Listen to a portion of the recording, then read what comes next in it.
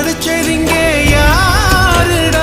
தெய்வம் ஒவ்வொரு வீட்டிலும் இருக்குதன்னா தாயடா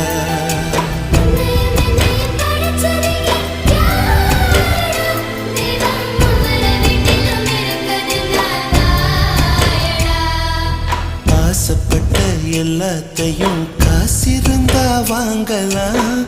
அம்மாவை வாங்க முடியுமா நீயும்